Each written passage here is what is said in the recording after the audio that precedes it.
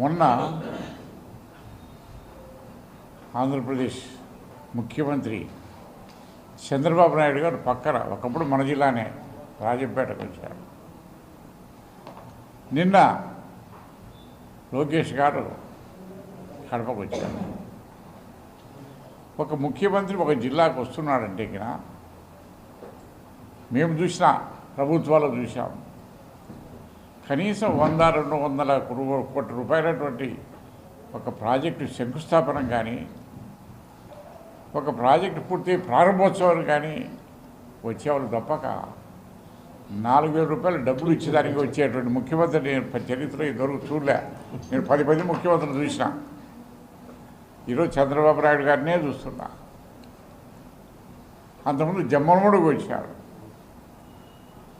మరి ఈరోజు విద్యాశాఖ మంత్రి నిన్న వచ్చాడు. ఎక్కడైనా చూసావా? హాస్టల్ చూసావా?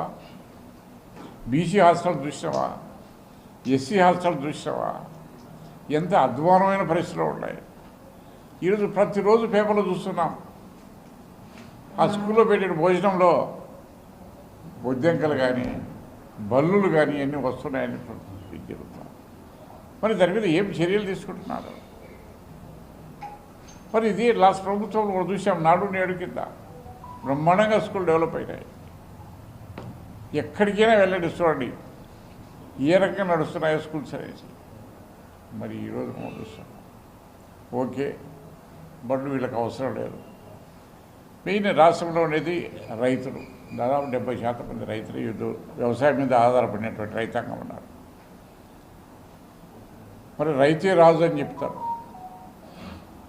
రైతు సంక్షేమమే అంటారు. ఏ రాష్ట్రానికి పోయినా కానీ రైతులకు ఇచ్చేటువంటి ఇంపార్టెన్స్ ఎక్కడ ఇవ్వరు. అన్ని రాష్ట్రాలు అంటే ఇస్తున్నారు, ఎక్సెప్ట్ మన ఆంధ్రప్రదేశ్లో తప్ప.